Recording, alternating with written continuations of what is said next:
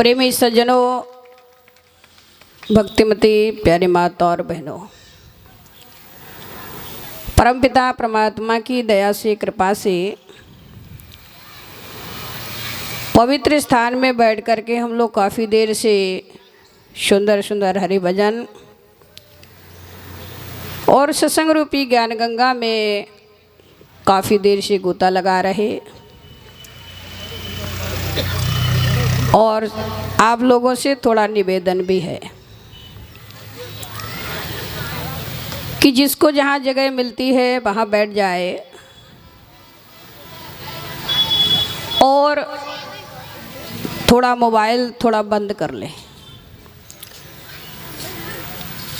क्योंकि जो साकार में संत महात्मा हमारे सामने बैठे हैं, विचार हमें दे रहे हैं,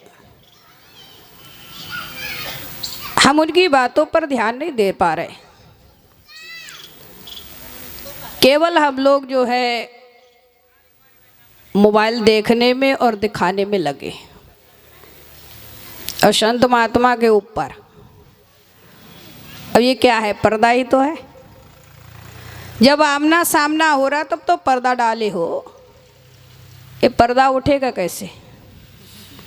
गाने से उठ जाएगा, शर्म सब बेच के जो पर्दा उठा बैठे जो होगा, क्या देखा जाएगा?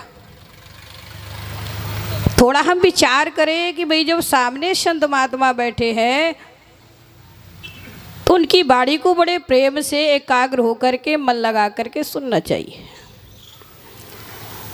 हम लोग उठक बैठक करते रहते हैं। अरे भाई, भक्ति जो है समझते हैं हम, भाव है आपका, बहुत अच्छा विचार है,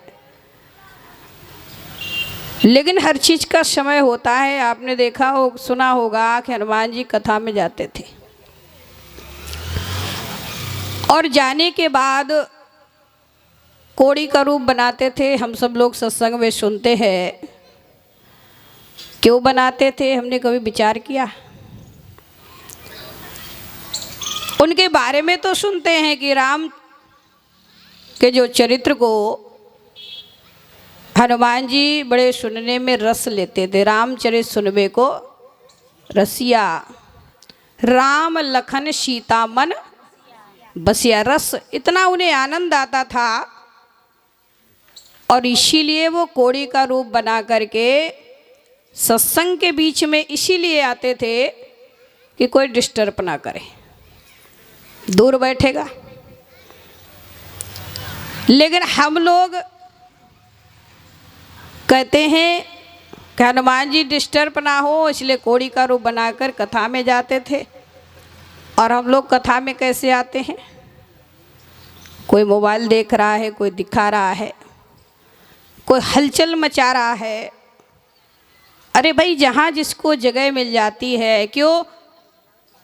क्योंकि जो शब्द संतों के मुखारबिंद से एक बार निकल गया वो दोबारा निकलता नहीं। इसलिए हमें जीवन में बड़ा एकाग्र होकर के, बड़ा प्रसन्न होकर के, प्रसन्न मुद्रा में बैठ करके और सत्संग को श्रवण करना चाहिए। क्योंकि ये ऐसी भक्ति नहीं है, क्योंकि संत महात्मा गा करके बजा करके सत्संग में इसलिए रस लाते हैं कि आपका केवल मन लग जाए। सत्संग सुनता कौन है? आत्मा। हमारी आत्मा प्रसन्न हो जाती है जब हम सत्संग को सुनते हैं। और मनोरंजन मन का रंजन है, इसलिए गाना बजाना होता है। इसलिए हम जीवन में थोड़ा सा विचार करें, थोड़ी हमारी जो हलचल की जो आदतें हैं वो थोड़ी कम करें। जैसे पानी होता ना, पानी अगर हिलता ही रहेगा तो चेहरा दिखाई देगा और ठहर जाएगा। तो इसलिए हमें भी ठहरना है, क्योंकि ये सत्संग जो मिला है हमें आज ईश्वर की दया से मिला है। अभी भाई जी सुना रहे ना, इसका बहुत महत्व है। एक घड़ी आधी ते पुनियाद, तुलसी संगत साधकी कटे कोटि, अपराध। एक घड़ी भी अगर मानव को सत्संग मिल जाए, हजारों वर्ष, हजारों जन्म के जो हमारे कर्म हैं, जो पाप हैं और जो हमारे संस्कार हैं, वो सत्संग में कट जाते हैं। इसलिए हमें बड़े प्रसन्न होकर के, एकाग्र होकर के इस कथा को सुनना चाहिए। अगर कथा को सुन लिया तो आपकी जन्म जन्म की जो व्यथा है वो समाप्त हो जाए, क्योंकि कथा में इतना पावर है। लेकिन हम लोग अधूरे मन से सुनते, नहीं सुनते, क्योंकि पूर्ण जो लाभ है, पूर्ण जो आनंद है वो हम ले नहीं पाते। क्यों? क्योंकि कलिकाल का समय चल रहा है। देखो, कलिकाल में अगर थोड़ी देर भी भजन कर लिया, थोड़ी देर भी सत्संग श्रवण कर लिया, थोड़ी देर भी अगर हमने संतों की संगति कर लिया, तो समझ लो कलिकाल में उद्धार निश्चित है। क्योंकि आप लोग सुनते हैं कि सतयुग, त्रेता, द्वापर और चौथा कलयुग है। जब 4 युग भगवान ने बनाए, तो बनाने के बाद जब सतयुग का प्रभाव आया तो कलिकाल बड़ा परेशान हो गया और भगवान से कहता है कि हे प्रभु, मेरा तो जीवन ही समाप्त कर दो। भगवान मुस्कुराते हैं, क्या हो गया कलिकाल? कहते हैं कि भाई इसलिए समाप्त कर दो क्योंकि सतयुग में मेरा कहीं ठिकाना नहीं है। हर जगह सत्य का बोलबाला है, हर जगह प्रभु नाम का सुमिरन हो रहा है, हर जगह झूठ का, तो कपट का, छल का कोई स्थान नहीं है। इसलिए हमें बिल्कुल भी जीने में आनंद नहीं आ रहा। इसलिए ऐसा करो, हमें समाप्त कर दो।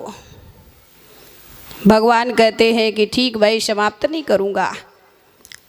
सतयुग का समय है, सत्य का प्रचलन है, लेकिन सतयुग में तुम्हारी दाल नहीं गलेगी, लेकिन तुम जिंदा रहोगे, प्रभाव कुछ नहीं होगा।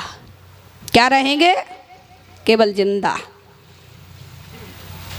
कलयुग ने धैर्य धारण कर लिया, संतोष कर लिया, ठीक है मेरा भी समय आएगा। अब किसका समय चल रहा है? कलिकाल का। कलिकाल में धर्म केवल जिंदा है, लेकिन इसका प्रभाव कुछ भी नहीं। क्यों? क्योंकि सतयुग में कलिकाल का प्रभाव नहीं था, तो कलिकाल में सत्य का कोई प्रभाव जिंदा है। धर्म जैसे नहीं, व्यक्ति कोमा में होता है। कोमा में क्या होता है? सीरियस, उसे सुध बुध नहीं है, केवल श्वास चल रही है, बाकी कुछ नहीं। ऐसे कलिकाल में जो भक्ति है वो केवल धर्म जिंदा है, लेकिन इसका प्रभाव कुछ नहीं दिखाई देता है। नहीं तो अगर देखा जाए कि नाम में कितना प्रभाव है, जिसे हम ज्ञान की चर्चा बार बार सुनते हैं, जो सत्संग हमें बार बार मिलता है, गुरु का दर्शन जो बार बार मिलता है, किसी युग में मिला है? शबरी को कितना सानिध्य मिला, आज हमें कितना सानिध्य मिलता है, लेकिन इसका प्रभाव दिखाई नहीं देता। इसलिए कहते हैं कि कलिकाल में अगर देखा जाए तो जिन चीज़ों की सतयुग, त्रेता, द्वापर में जिस पूजा करके, पुण्य यज्ञ करके, धर्म करके व्यक्ति पार हो जाता था संसार से, कलयुग में कितनी छूट है, कलिकाल में कितनी छूट है। कहते हैं सतयुग, त्रेता, द्वापर पूजा, मख और जोग, जो गति मिले ही जीव को, हरि नाम ते पावे लोग। कल हरि नाम ते पावे लोग। हमारे तुलसीदास जी कहते हैं, शास्त्रों में वर्णन किया हुआ है, क्या कहते हैं कि सतयुग, त्रेता, द्वापर पूजा, मखर, जोग। सतयुग में, द्वापर में और उसमें जो ध्यान करने से, यज्ञ करने से जो पूजा करने से जो फल मिलता था वही कलिकाल में कलि हर नाम ते पावे, कलिकाल में केवल प्रभु के सच्चे नाम का सुमिरन करने से ही वो फल की मानव को प्राप्ति हो जाएगी। अब देखो कितनी सुविधा है।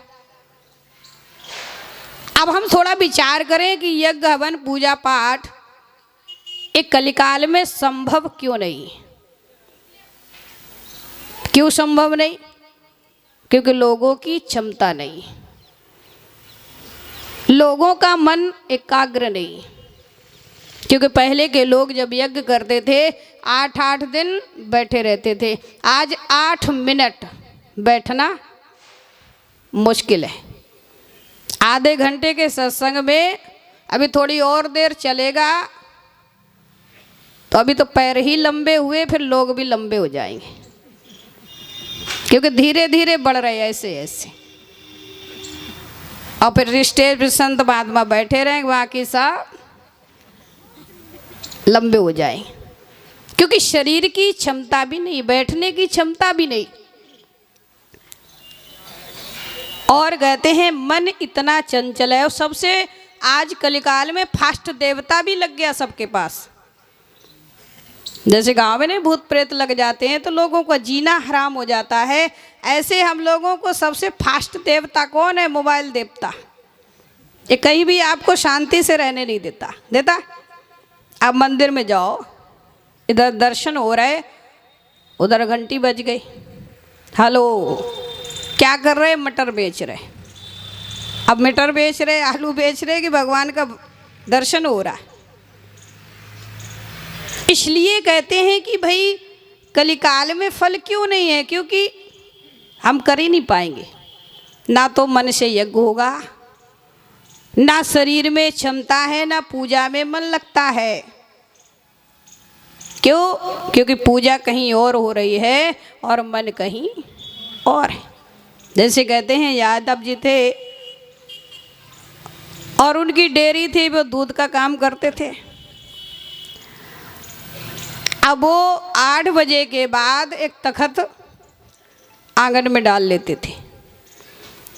डालने के बाद फिर वो माला घुमाते थे सबको दिखाने के लिए। आज आपने देखा होगा दिखावा भक्ति बहुत ज़्यादा प्रकट है, गुप्त कम है।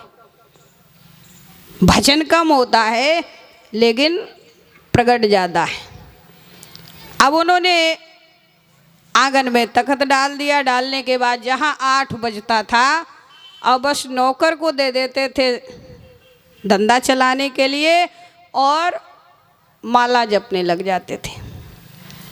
अब लोग क्या कहते थे? गांव वाले, समाज वाले कहते थे यादव जी बहुत बड़े भक्त हैं, इनकी जैसी कोई भक्ति नहीं।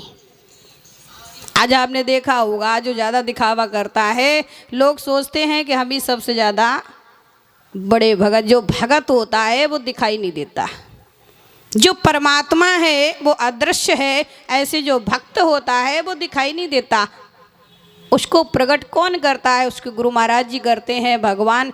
अब हनुमान जी को प्रकट किसने किया? राम जी ने। शबरी को कौन जानता था? इतनी महिमा गाई जा रही, किसने प्रकट किया? राम जी ने। अगर नवदा भक्ति नहीं सुनाई होती घर तो आज शबरी का मान बढ़ता नहीं। अब कहा कहते हैं कि वो सब लोगों को दिखाने के लिए जपते थे। अब एक दिन कहते हैं कि अचानक 5 किलो दूध बचा था और एक व्यक्ति आ गया, उसकी बेटी की शादी थी। अब वो तो 8 बजे के बाद माला घुमाने बैठ गए। वो व्यक्ति आया, उसने नौकर से कहा कि भैया 10 किलो दूध चाहिए था, आपके पास है क्या? कह रहे भाई 5 किलो है। कहा मैं डबल पैसा दूंगा, अगर 10 किलो मिल जाए तो दे दो। अब सेठ जी का कान वहीं लगा था, माला इधर घूम रही लेकिन कान यहीं लगा हुआ कि ये क्या बात हो रही। उसके बाद जब उन्होंने कहा तो नौकर को समझ में नहीं आया। नौकर सोचता है कि मैं लौटा दूं, क्योंकि ये तो भाई जाप कर रहे हैं, भजन कर रहे हैं, इन्हें क्यों डिस्टर्ब करे। अब उन्होंने सोचा तो नुकसान हो रहा है, ये सब भजन किस काम का? भाई भजन में फ़ायदा होना चाहिए ना। आज भी प्रेमी सोचते हैं अगर मैं सत्संग करवाऊँ तो बहुत बड़ा फायदा होना चाहिए, नहीं होना चाहिए। अगर हम कोई इस दुनिया में काम करते हैं फायदे वाला करते हैं, अब वो सोच रहे हैं कि मैं अच्छा भजन पे बैठ गया आज, हमारा तो नुकसान हो रहा, तो उन्होंने बोलना शुरू कर दिया, बोले सिया राम में सब जग जानी और आधा दूध में आधा पानी।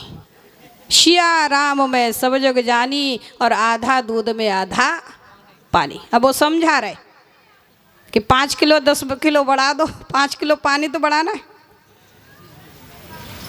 अब देखो सेठ जी का कैसा भजन हो रहा है, भजन हो रहा है कि व्यापार हो रहा है, क्या हो रहा है? आज यही स्थिति हमारे, क्योंकि कलिकाल में किसी का मन कहीं नहीं लगता, मन एकाग्र नहीं, इसलिए पूजा करोगे। भगवान गीता में कहते अर्जुन, जिस समय जहाँ तुम्हारा मन जाता है वहीं की भक्ति वहीं का भजन हो रहा है। इसलिए कहते हैं कि मन जहाँ जाता, अब पूजा में बैठे हैं, पूजा में मन, सेठ जी माला घुमा रहे, माला में मन, शरीर में क्षमता ही नहीं। इसलिए इन सब सारी चीज़ों को देखते हुए भगवान ने कलिकाल में लोगों को नाम आधार बता दिया कि खाली नाम ले लेंगे सच्चे मन से तो ही उनका कल्याण हो जाएगा। वैसे तो हर युग में नाम का प्रताप है, लेकिन कलिकाल में कुछ विशेष है।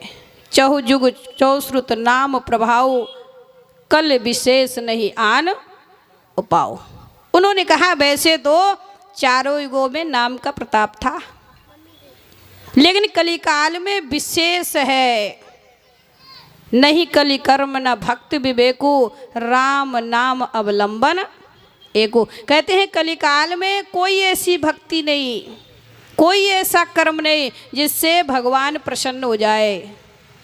कलियुग केवल नाम आधारा, सुमर सुमर नर उतरहि पारा। कलयुग में नाम आधार है, अगर व्यक्ति ने सुमिरन कर लिया। आज देखो जब समाज में लोगों को कहो कि भगवान के नाम का जाप करो, भगवान के नाम का सुमिरन करो, तो कहते हम तो बहुत ज़्यादा कर लिया। बहुत से लोग कहते बहुत करते, हम सुबह से शाम तक राम राम ही जपते हैं, कृष्ण ही कृष्ण जपते हैं, भगवते वासुदेवाय नारायण नारायण करते, नमो नारायण नमो नारायण नमो नारायण। हमने इतना नाम का सुमिरन कर लिया, इतना भजन कर लिया, बहुत ज़्यादा हो गया। हमारे संत क्या कहते हैं कि भाई 4 प्रकार की बाड़ी, ये जो बाड़ी से जो हम भजन करते हैं प्रभु के सच्चे नाम का सुमिरन नहीं होता है। क्योंकि बाणियाँ 4 प्रकार की, बैखरी, मध्यमा, पश्यंती और प्रवाड़ी। बैखरी वाणी कौन है? जो मुंह से बोलते। मध्यमा कौन है? जो कंठ से बोलते। और पश्यंती कौन है? जो हृदय से। बहुत कलाकार लोग यहाँ हाथ रखते हैं, लगता है ये कहीं निकल के ना चला जाए, ज़्यादा आवाज़ हो जाए तो ये कहीं बाहर तो पकड़ते हैं इसको, यहाँ हाथ रखते, दबाते रखते। ये है पश्यंती। लेकिन हमारे संत कहते हैं जो परमात्मा का जो सच्चा नाम है वो परावाणी का विषय है। ये जो बैखरी से जपा हुआ, बैखरी, मध्यमा, पश्यंती, ये तीनों वाणियों से परमात्मा का सच्चा नाम लिया ही नहीं जा सकता। इसलिए वो कहते हैं कि भाई ये जो सच्चे नाम का जो सुमिरन है ये कैसे किया जाए। सुमिरन, सुमिरन का अर्थ होता है सुरति और शब्द का मेल। सुरत भी अंदर है और शब्द भी अंदर है। शब्द बिना सुरती आंधरी, कहो कहाँ को जाए और शब्द न पावे द्वार, और फिर भटका। उन्हें कहा शब्द बिना सुरती आंधरी, कहो कहाँ को जाए, द्वार न पावे शब्द का और फिर भटका। उन्होंने कहा शब्द भी अंदर है और सुरत भी अंदर है, लेकिन कनेक्शन है ही नहीं। जैसे पतंग देख लो, अगर पतंग को आकाश में उड़ाना आप चाहते हैं एक तरफ पतंग फेंक दो, एक तरफ धागा फेंक दो, उड़ जाएगी। क्या करना पड़ेगा? केवल कनेक्शन। हमारे संत कहते हैं कि शब्द भी अंदर है और सूरत भी अंदर है, लेकिन उसका कनेक्शन टूटा हुआ है। वो क्या करते हैं गुरु महाराज जी? जोड़ देते हैं और कहते हैं कि जब शब्दी और सुरति दोनों जुड़ जाती है तो मिलकर के सुमिरन होता है। जब सुमिरन व्यक्ति करता है, सुमिरन से सुख होता है, सुमिरन से दुख जाए, कहे कबीर सुमिरन किए और साही माही समाए। अगर व्यक्ति सुमिरन करेगा तो संत कहते हैं परमात्मा में लीन हो जाएगा। लीन का मतलब होता है मिल जाएगा पूरी तरह से, आधी तरह से नहीं। जैसे बहुत से को लोग कहते हैं कि राधा कृष्ण में मिल गई, इसलिए तो लोग राधे राधे करते। अब हमारे संत कहते हैं राधे राधे और भक्ति में हम सब आधे आधे। इसलिए संत कहते हैं कि भाई ये सुमिरन और जो सुमिरन करके मानव परमात्मा में लीन हो सकता है। क्योंकि जितने लोगों का हम आज बड़े प्रेम से प्रसंग सुनाते, चाहे केवट हो, चाहे हनुमान जी हो, चाहे कहते हैं गणेश जी महाराज, जिसकी भी समाज में पूजा हो रही संसार में, उन्होंने जीवन में क्या किया? आज गणेश जी की पूजा थोड़ी है, नाम की पूजा है। हनुमान जी की पूजा नहीं है, नाम की पूजा है। ध्रुव की पूजा नहीं, प्रहलाद की पूजा नहीं, किसकी? शिव जी की पूजा नहीं। शिव जी क्या जपते थे? उस पावन नाम का सुमिरन करते थे। आज हम भी जीवन में उस सुमिरन को करेंगे तो परमात्मा में लीन हो जाएंगे। जब लीन हो जाएंगे तो ये दुनियादारी छूट जाए। क्यों? और कहते हैं इस नाम को समझ नहीं पाते। जो गुणवाचक नाम है उनको ले ले करके आज समाज में लोग झगड़ते रहते हैं। इतना झगड़ा परमात्मा के नाम पर है, उतना झगड़ा किसी भी वस्तु पे नहीं है। जमीन पे भी नहीं, मकान पे भी नहीं, संपत्ति पे भी नहीं, किसी पे नहीं। जितना झगड़ा भगवान के नाम पर है। संत कहते हैं नाम ले लो, तो वो कहते हैं हम लेते ही हैं। अब किसको समझाया जाए, किसको सुनाया जाए? इसलिए कहते हैं कि झगड़ा, अब झगड़ा कैसे मिटेगा? जैसे एक प्रसंग आता है कि भाई एक लड़की थी, अब उसकी शादी का जब समय आया तो वो सोचती है हे भगवान, अगर मेरा पति हो तो बहुत सुंदर नाम होना चाहिए। आज देखो सीता लिखते हैं, नाम है सीता, पति कोई वनवास भेज रहे। नाम शांति, सबसे ज़्यादा अशांति। नाम लक्ष्मी, सबसे ज़्यादा। हरिश्चंद्र को हमने देखा दिन भर झूठ बोल रहा है, दिन भर।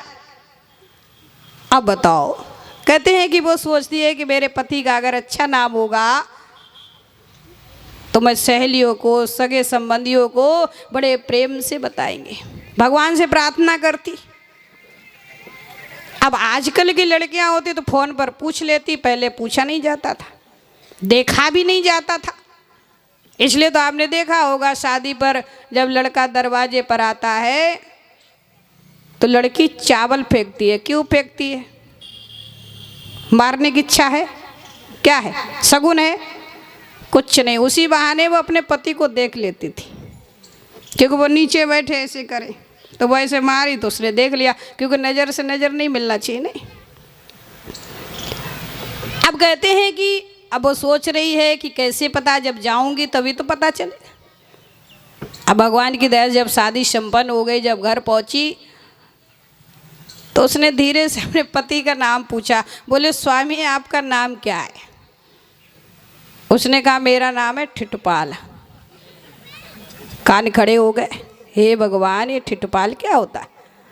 मैंने तो कितने अरमान सजाए, कितना सोचा, कितना विचार किया, लेकिन ये तो उल्टा ही हो गया। अब बोले मेरी सखियां पूछेंगी तो मैं क्या बताऊं, सहेलिया ठिठपाल का तो कोई मतलब नहीं, रामपाल भी होता चल जाता, श्यामपाल होता चल जाता, और सतपाल होता तब तो और ही महान था। अब वो सोच रहे हैं कि क्या करें, तो कह रही है कि भाई तुरंत तो कोई बदल नहीं सकता, थोड़े दिन बीत जाने दो, मैं इनका नाम ही बदल दूंगी। अब वो कुछ दिन जब बीत जाते हैं, प्रसन्न मुद्रा में पति को देख करके वो बोलती है, अरे भाई ऐसा है आपका नाम अच्छा नहीं लग रहा, और मैं सखी सहेलियों को क्या बताऊंगी, इसलिए कोई अच्छा नाम रखा लो। तो वो कहता है कि भाई मेरी मम्मा ने तो बड़े प्यार से रखा है, अब मैं तो नहीं बदल सकता हूँ, अगर तू चाहे तो मेरी माँ बदल दे। अब माँ के पास जाते हैं, सासू माँ ऐसा करो